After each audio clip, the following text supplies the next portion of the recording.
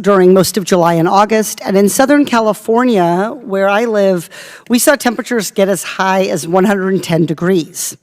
Mr. Higgins, if you were experiencing this kind of extreme heat, what would you turn on in your home to keep yourself safe and comfortable? The air conditioner. The air conditioner. We'd all prefer to turn on the air conditioner. But not every American can afford an air conditioner, let alone pay for the energy needs of that system. I know a resident of California's 47th congressional district who got frustrated during the heat wave. They got literally hot and bothered. Throughout the summer, they didn't have air conditioning in their home. And this constituent is concerned about the increase in temperatures, the air quality issues with wildfires, and they want to buy an energy-efficient heat pump to cool their home, bring down their heating costs, and reduce their dependence on volatile fossil fuels. But she can't just go spend the money because she also needs to replace her broken gas stovetop, which has one working burner, and her 20-year-old dishwasher. Mr. Higgins, how can the Inflation Reduction Act help this Californian afford a heat pump and lower their bills without breaking the bank?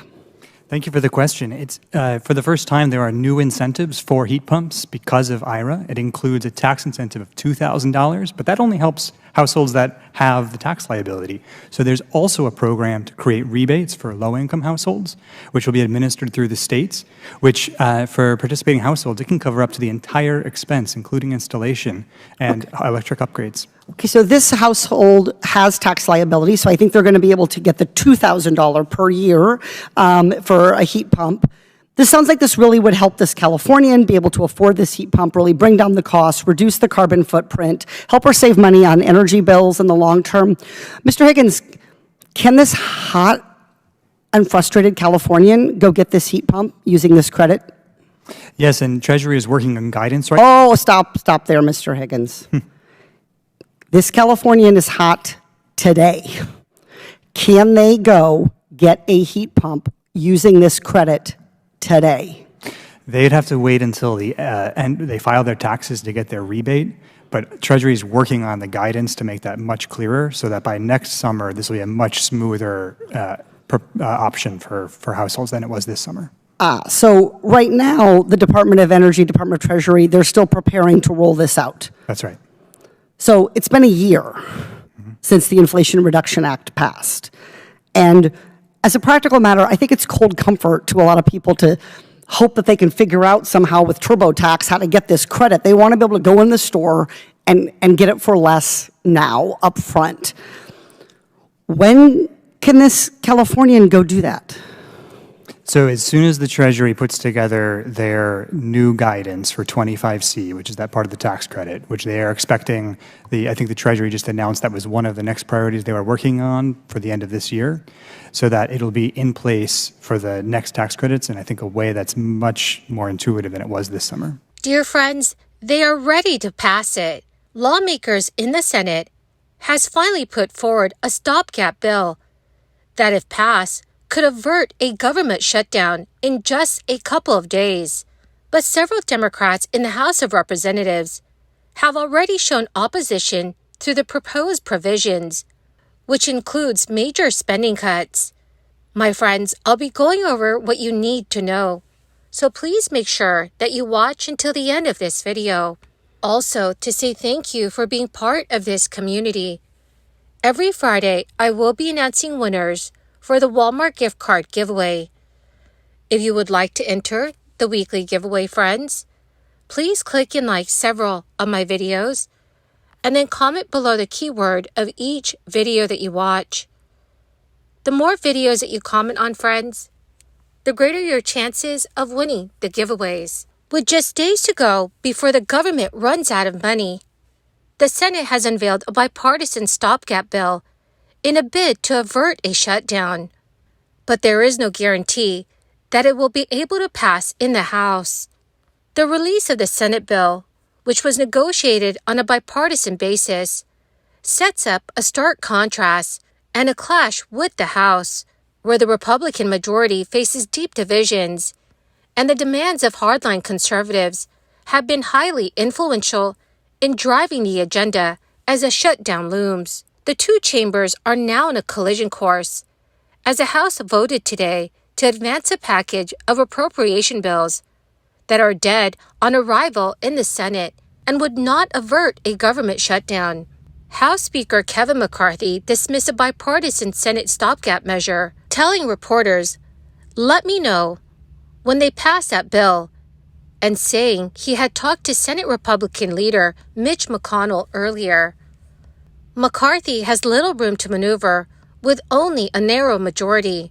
Hardline conservatives are against the prospect of a short-term funding extension. The Senate stopgap bill would keep the government funded until November 17th. Speaker McCarthy told his leadership team on Tuesday night that he plans to amend the Senate stopgap spending bill, teeing up a massive confrontation with the Senate over immigration on the eve of the shutdown deadline. So McCarthy's strategy, which has been echoed by Republicans all day, is to make the shutdown fight squarely centered on the issue of the border. Now that the Senate has unveiled its own stopgap measure, the chamber will still need to pass it before it can be sent to the House, and any one senator can slow its passage under tight time constraints. A shutdown would have major impacts that would be felt across the nation. And if that were to happen, many government operations would come to a halt, while some services which are deemed essential would still continue. Government operations and services that continue during a shutdown are activities deemed necessary to protect public safety and national security, or is considered critical for other reasons. Examples of services that have continued during past government shutdowns include border protection, federal law enforcement, and air traffic control.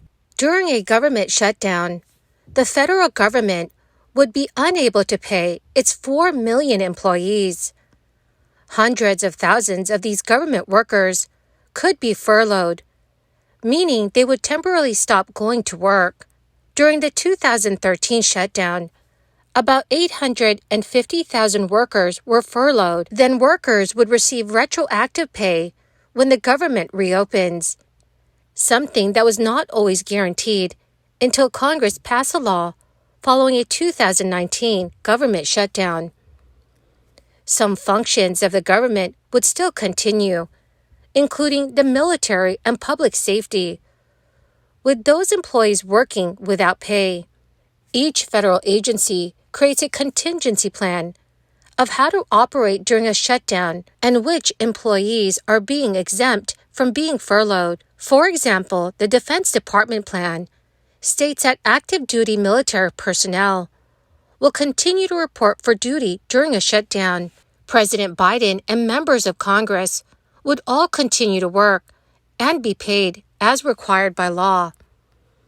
Social Security checks that go out to approximately 67 million Americans every month would continue during a shutdown, as this is considered mandatory spending and not funded through the dozen appropriation bills that Congress is supposed to pass every year.